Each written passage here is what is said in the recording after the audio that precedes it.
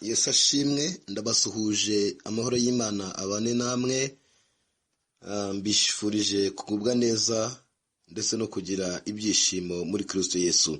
Ndabakiriye mwese mu kiganiro ukuri kubyerekeye Imana cyangwa se ukuri kubyerekeye ijambo ry'Imana. Hanyuma iki kiganiro kigezweho nanjye habwa Imana Moyize nk'uko bisanzwe. Mudukurikira ku Ururembo rweraTV. Imana ibaha umugisha. Gukanda subscribe ni byiza kuri wowe kugira ngo ubashe kujibona ibiganiro byacu bitakugoye. Imana ikugirire neza. Hanyuma nkuko mubimenyereye, buri munsi tubagezaho igice kimwe cy'ikiganiro ukuri kubyerekeye Imana.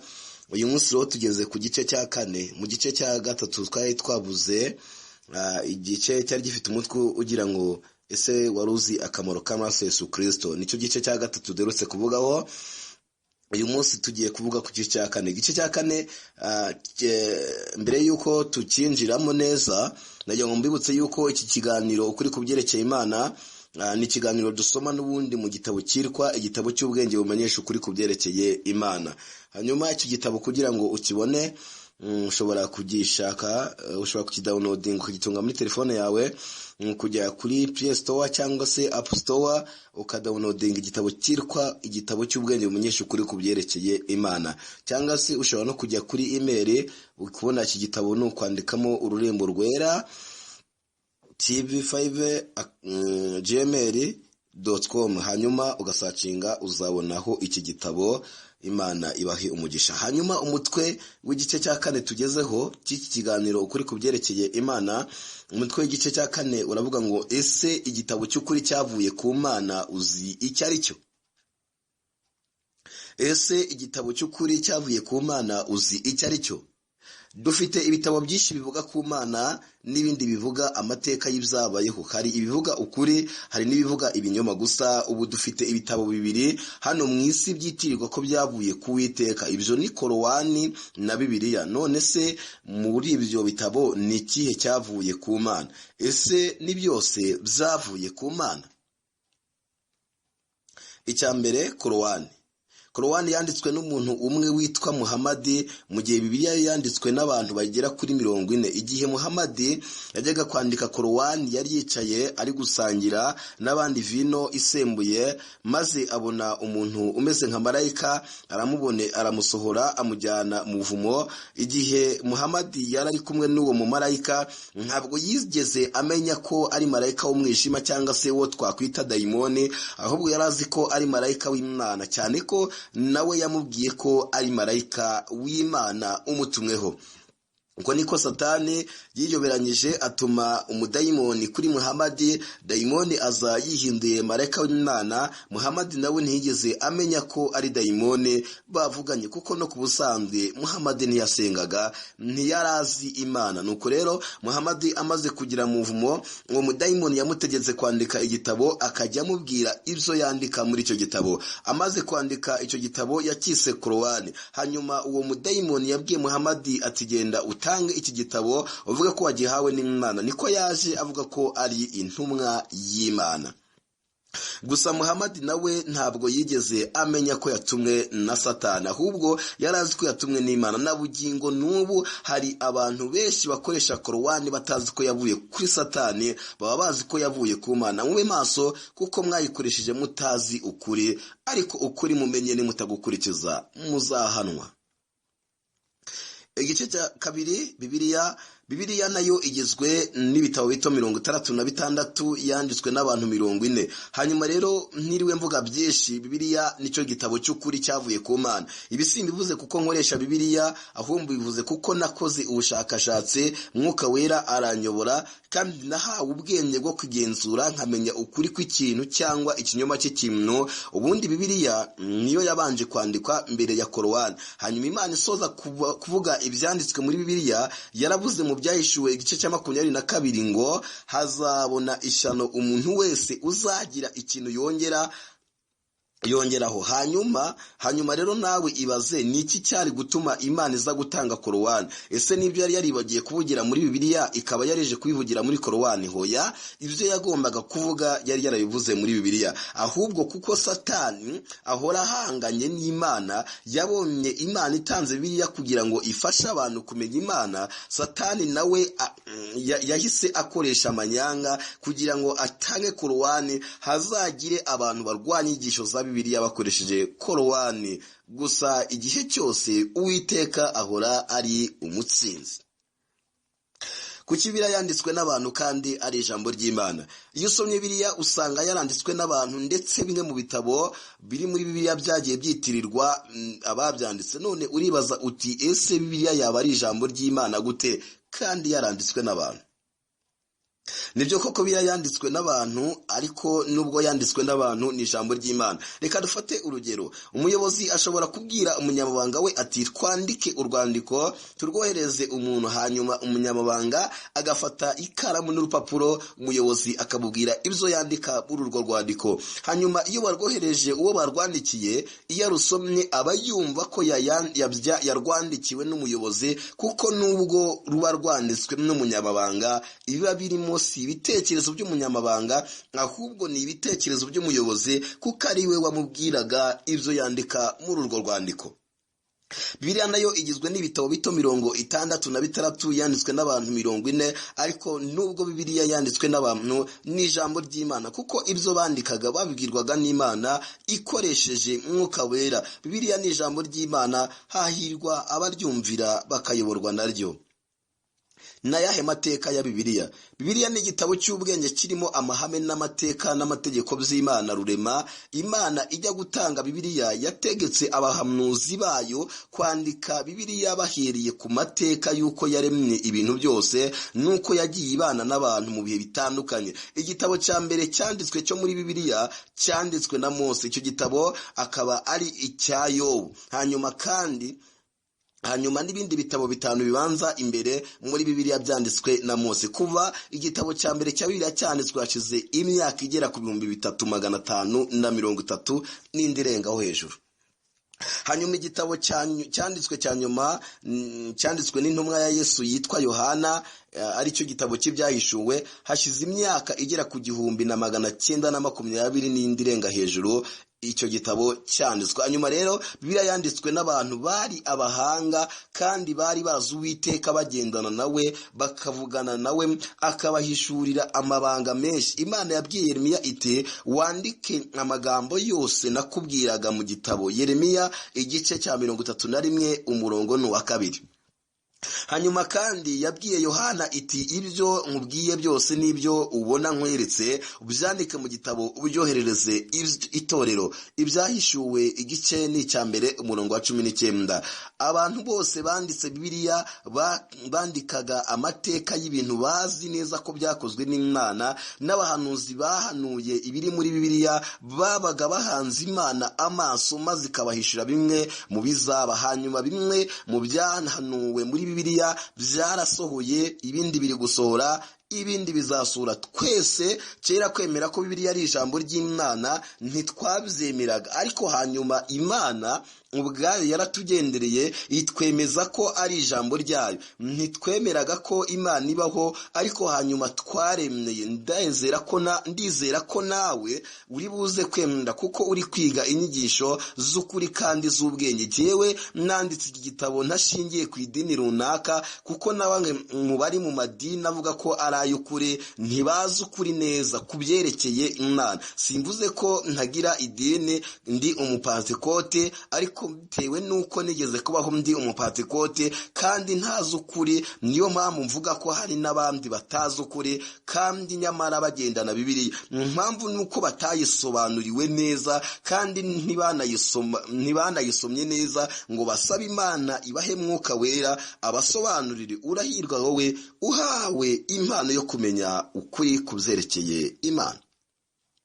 Niki cyahindutse kuri bibiriya? Bibiriya dufite ubu igizwe n'ibitabo bito 66 yanditswe n'abantu 40, ariko ntabwo ibitabo bya bibiriya byakabaye 36, nta nubwo yanditswe n'abantu 40. Dore bimwe mu bitabo bitashyizwe muri bibiriya kandi byari ngombwa ko bishyirwamo. Ubundi tuzi ko amavanjiri ari 4, ariko ari nayo ubutumwa bwiza bwa Yesu, ariko hariho andi mavanjiri atarashyizwe muri bibiriya. Ubundi imbere y'umwaka wa 380 ibitabo bya bibiriya byari bitandukanye cyane ko hari bamwe mu bantu benshi bari bataramenya ibya Kristo basengaga ibigirwamana. Mu mwaka wa 320 nibwo himye umwami w'abami i Roma witwaga Constante, maze atangira kurenganya abakristo n'abavugaga ubutumwa bwiza. Nyuma yaje gukizwa, ariko yinjiza ikintu kibi mu itorero. Ese icyo kintu uzi icyo ari cyo?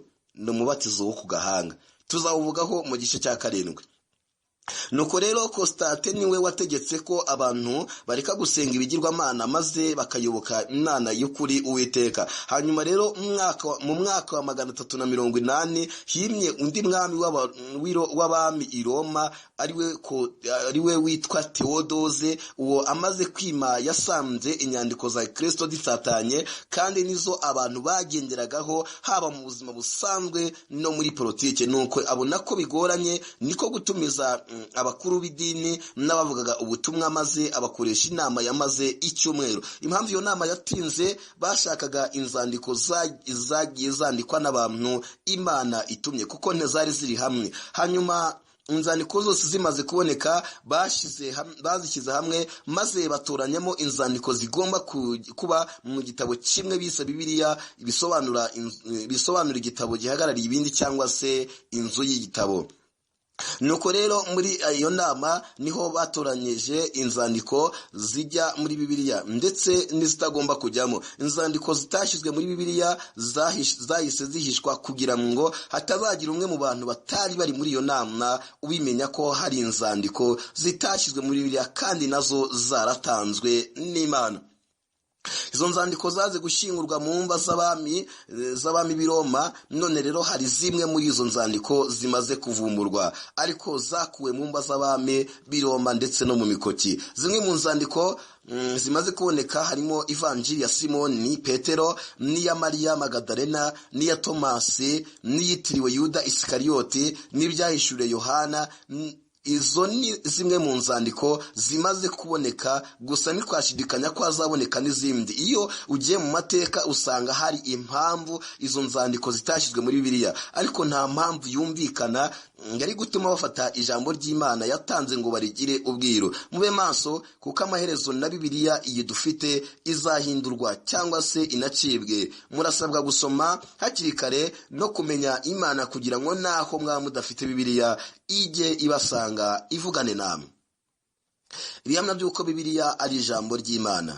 Ubundi nuko Imana itajya ihatira abantu kuyumvira ku ngufu. Byari ngombwa ko umuntu wese uba mu isi yakubahiriza Bibiriya akayikoresha nk'ibaruwa yandikiwe n'umuremyi we. Ariko Imana ikunda abayikunda, abatayitaho nayo irabihorera. Mu by'ukuri rero ni byinshi bihamya ko Bibiriya ari ijambo ry'Imana, kuko n'abayanditse bandikaga iby'Imana ibabwiye kwandika. Yabwiye Yohana iti, ibyo ubona byose ubyandike mu gitabo byoherereze itorero. Ibyahishuwe 1:19.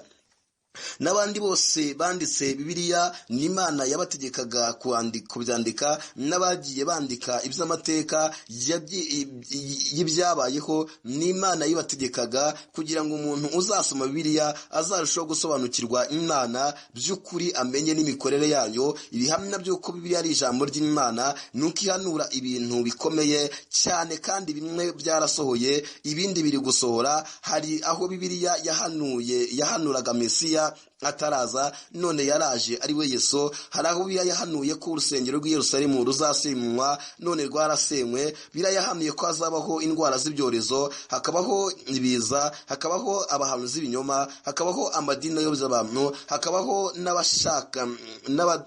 n'abahakana Imana rurema, hakabaho inzara. Ibyo byose biriho kandi ababyanditse Imana yibabwiye bitarabaho. Sinzi rero niba ukeneye ibindi bihamya, gusa ndizera ko umaze gusobanukirwa Bibiliya ko ari ijambo ry'Imana. Niba umaze kubimenya rero, shishikariza abandi kwiga iki gitabo kugira ngo bamenye ukuri, kandi mugire umwete wo gusoma Bibiliya. Gusa biragoranye gusobanukirwa ibyanditse muri Bibiliya utarahabwa umwuka wera ngo agufashe, kuko hariho n'abigisha bigisha ijambo ry'Imana uko bitare.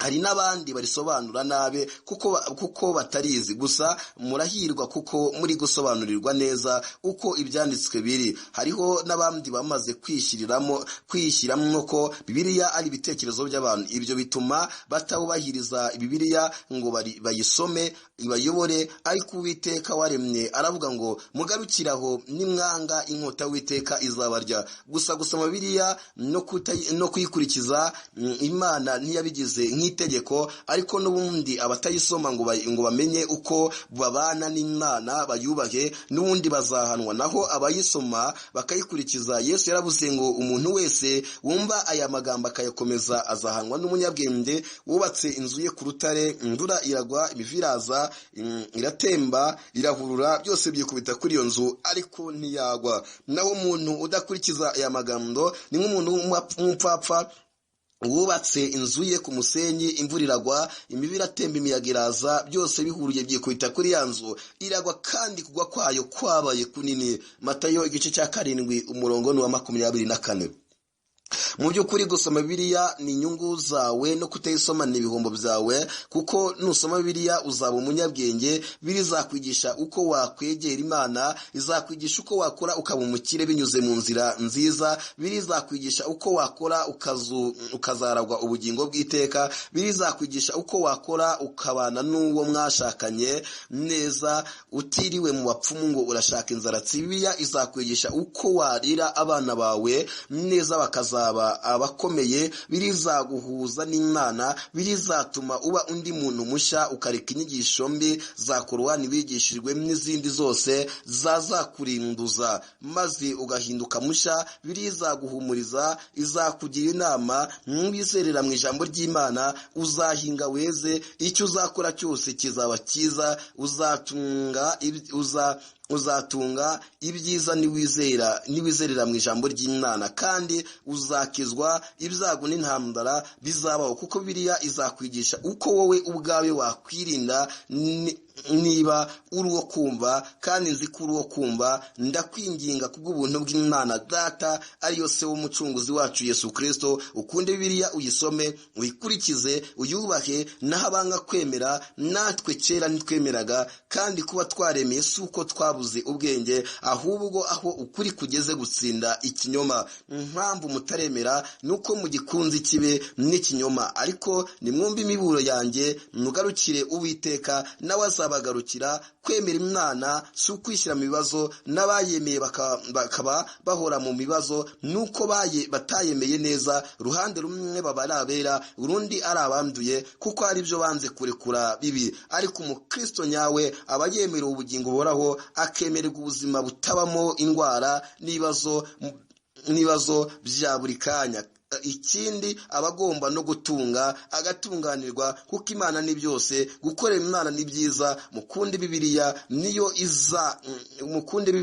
niyo izabahuza n'Imana, mukagira ku rwego mwivuganira nayo, atari ngombwa ko ibatumaho undi muntu. Bibiliya ni ibaruwa y'ukuri yavuye ku Mana, umuremyi wa byose. Uko ibitabo bya Bibiliya bikurikirana n'amazina y'abanditsi n'igihe byandikiwe. Hari A na B. A. Isezerano rya kera.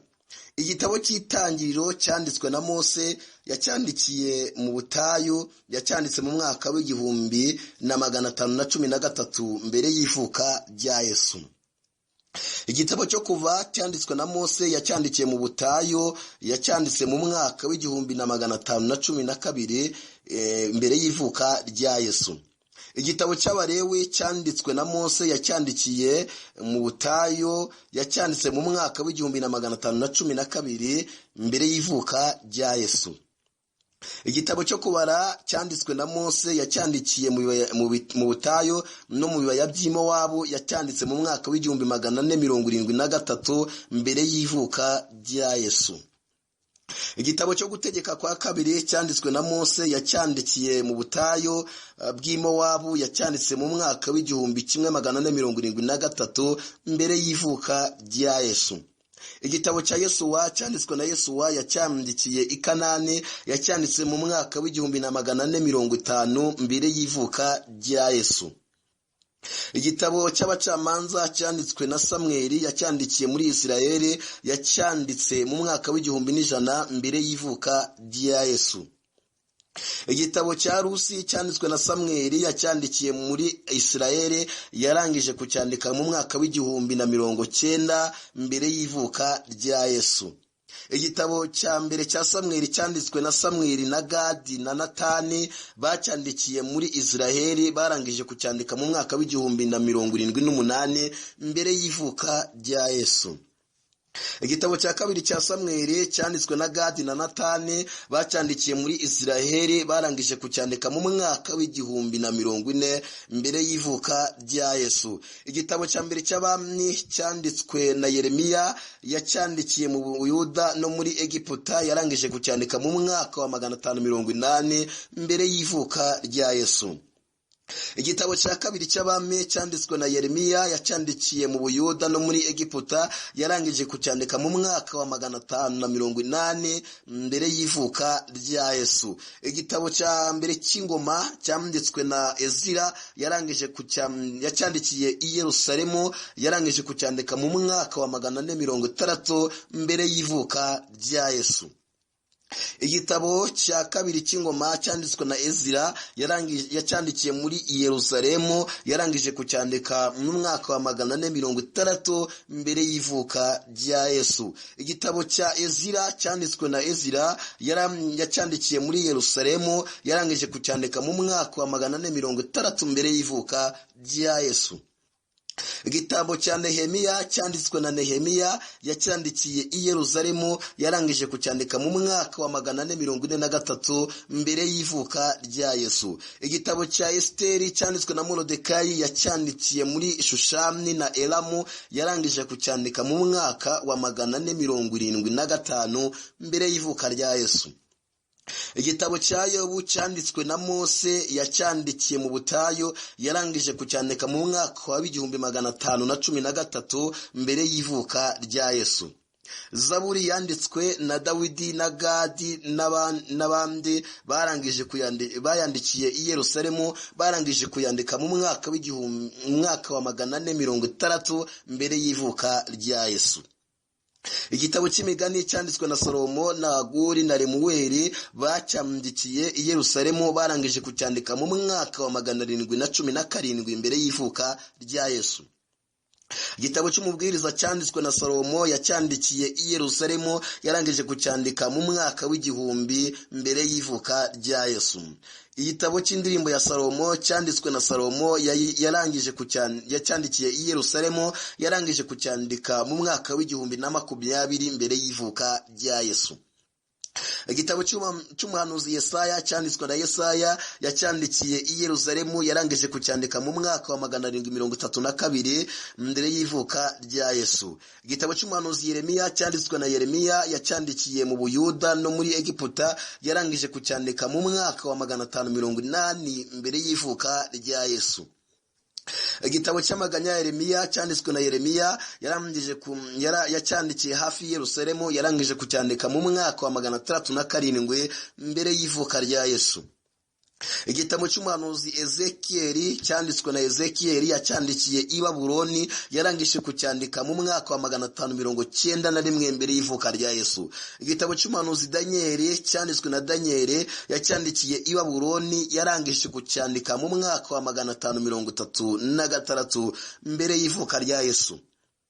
Igitabo cy'umuhanuzi Hoseya cyanditswe na Hoseya, yacyandikiye imisamariya, yarangije kucyandika mu mwaka wa 745 mbere y'ivuka rya Yesu. Igitabo cy'umuhanuzi Yoweli cyanditswe na Yoweli, yacyandikiye mu Buyuda, yarangije kucyandika mu mwaka wa 820 mbere y'ivuka rya Yesu.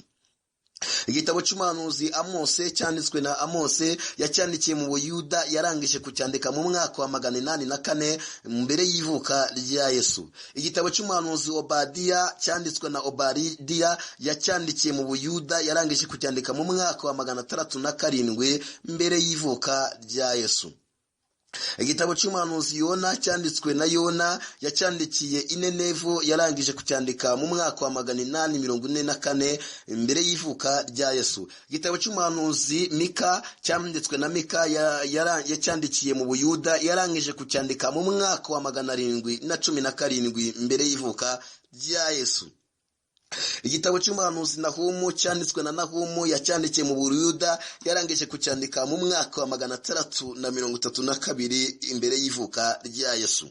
Igitabo cy'umuhanuzi Habakuki cyanditswe na Habakuki, yacyandikiye mu Buyuda, yarangije kucyandika mu mwaka wa 628 mbere y'ivuka rya Yesu. Igitabo cy'umuhanuzi Zefaniya cyanditswe na Zefaniya, yacyandikiye mu Buyuda, yarangije kucyandika mu mwaka wa 648 mbere y'ivuka rya Yesu. Igitabo cy'umuhanuzi Hagayi cyanditswe na Hagayi, yacyandikiye i Yerusalemu, yarangije kucyandika mu mwaka wa 520 mbere y'ivuka rya Yesu. Igitabo cy'umuhanuzi Zekariya cyanditswe na Zekariya, yacyandikiye i Yerusalemu, yarangije kucyandika mu mwaka wa 518. Igitabo cy'umuhanuzi Malaki cyanditswe na Malaki, yacyandikiye i Yerusalemu, yarangije kucyandika mu mwaka wa 443. Icyakane cy'igitabo cyanditswe bwa nyuma mu bitabo by'isezerano rya kera. Ibyo nibyo bitabo bigize isezerano rya kera, byanditswe mbere y'ivuka rya Yesu. Byose hamwe ni ibitabo 37 nibyo dufite muri Bibiliya dukoresha Bibiliya yera. B. Isezerano rishya. B. Isezerano rishya. Igitabo cya Matayo cyanditswe na Matayo, yacyandikiye i Palestina, yarangije kucyandika mu mwaka wa 41 nyuma y'ivuka rya Yesu. Igitabo cya Mariko cyanditswe na Mariko, yacyandikiye i Roma, yarangije kucyandika mu mwaka wa 65 nyuma y'ivuka rya Yesu. Igitabo cya Luka cyanditswe na Luka, yacyandikiye i Kayisariya, yarangije kucyandika mu mwaka wa 58 nyuma y'ivuka rya Yesu. Igitabo cya Yohana cyanditswe n'intumwa Yohana, yacyandikiye muri Efeso, yarangije kucyandika mu mwaka wa 98 nyuma y'ivuka rya Yesu. Ibyo nibyo bitabo by'ubutumwa bwiza bwa Yesu Kristo, ari byo twita amavanjiri yose hamwe ni ane. Igitabo cy'ibyakozwe n'intumwa cyanditswe na Luka, yacyandikiye i Roma, yarangije kucyandika mu mwaka wa 61 nyuma y'ivuka rya Yesu. Rwandiko rwandikiwe Abaroma rwanditswe na Pawulo, yarwandikiye i Korino, yarangije kurwandika mu mwaka wa 58 nyuma y'ivuka rya Yesu. Rwandiko rwa mbere rwandikiwe Abakorino rwanditswe na Pawulo, yarwandikiye muri Efeso, yarangije rwandika mu mwaka wa 55 nyuma y'ivuka rya Yesu. Rwandiko rwa kabiri rw'Abaroma rwanditswe na Pawulo, yarwandikiye i Makedoniya, yarangije kurwandika mu mwaka wa 55 nyuma y'ivuka rya Yesu. Urwandiko rwandikiwe Abagalatiya rwanditswe na Pawulo, yarwandikiye i Korino, yarangije kurwandika mu mwaka wa 52 nyuma y'ivuka rya Yesu. Urwandiko rwandikiwe Abefeso rwanditswe na Pawulo, yarwandikiye i Roma, yarangije kurwandika mu mwaka wa 61 nyuma y'ivuka rya Yesu. Rwandiko rwandikiwe Abafilipi rwanditswe na Pawulo, yarwandikiye i Roma, yarangije kurwandika mu mwaka wa 61 inyuma y'ivuka rya Yesu. Rwandiko rwandikiwe Abakolosayi rwanditswe na Pawulo, yarwandikiye i Roma, yarangije kwandika mu mwaka wa 61 nyuma y'ivuka rya Yesu. Rwandiko rwa mbere rwandikiwe Abatesalonike rwanditswe na Pawulo, yarwandikiye i Korino, yarangije kurwandika mu mwaka wa 50 nyuma y'ivuka rya Yesu. Urwandiko rwa kabiri rwanditswe Abatesalonike rwanditswe na Pawulo yarwandikiye i Korino yarangije kurwandika mu mwaka 51 ni nyuma y'ivuka rya Yesu. Urwandiko rwa mbere rwa Timoteyo rwanditswe na Pawulo yarwandikiye i Makedoniya yarangije kurwandika mu mwaka 64 nyuma y'ivuka rya Yesu. Urwandiko rwa kabiri rwa Timoteyo rwanditswe na Pawulo yarwandikiye i Roma yarangije kurwandika mu mwaka 65 nyuma y'ivuka rya Yesu. Urwandiko rwandikiwe Tito rwanditswe na Pawulo yarwandikiye i Makedoniya yarangije kurwandika mu mwaka 64 nyuma y'ivuka rya Yesu. Urwandiko rwandikiye Filemone rwanditswe na Pawulo yarwandikiye i Roma yarangije kurwandika mu mwaka 61 nyuma y'ivuka rya Yesu. Rwandiko rwandikiwe Abaheburayo rwanditswe na Pawulo yarwandikiye i Roma yarangije kurwandika mu mwaka 61 nyuma y'ivuka rya Yesu. Urwandiko rwa Yakobo rwanditswe na Yakobo umuvandimwe wa Yesu yarwandikiye i Yerusalemu yarangije kurwandika mu mwaka 62 nyuma y'ivuka rya Yesu. Urwandiko rwa mbere rwa Petero rwanditswe na Petero yarangije rwandikiye i Babuloni yarangije kurwandika mu mwaka 64 nyuma y'ivuka rya Yesu. Urwandiko rwa kabiri rwanditswe na Petero yarwandikiye i Babuloni yarangije kurwandika mu mwaka 64 nyuma y'ivuka rya Yesu. Urwandiko rwa mbere rwa Yohana rwanditswe na Yohana intumwa yarwandikiye muri Efeso yarangije kurwandika mu mwaka 98 nyuma y'ivuka rya Yesu. Urwandiko rwa kabiri rwa Yohana rwanditswe na Yohana intumwa yarwandikiye muri Efeso yarangije kurwandika mu mwaka 98 nyuma y'ivuka rya Yesu. Urwandiko rwa gatatu rwa Yohana rwanditswe na Yohana intumwa yarwandikiye muri Efeso yarangije kurwandika mu mwaka 98 nyuma y'ivuka rya Yesu.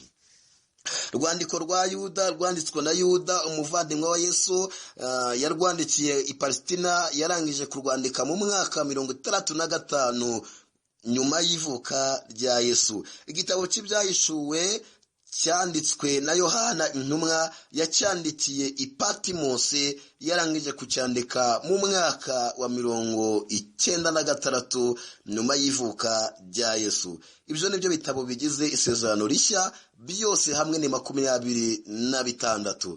Mbifurije amahoro y'Imana. Iki gice cya kane ni igice gikomeye cyane nifuza ko umuntu wese ucyumvise akora sheya akohereza abavandimwe n'ishuti kugira ngo basobanukirwe Bibiliya neza kuko ni igice kirimo amateka ya Bibiliya yose kandi mbashimiye kuba mudukurikira mu ijambo ry'Imana. Mugire amahoro y'Imana aho muri Imana ibandindire na heje mu gice cya 5. Shalom.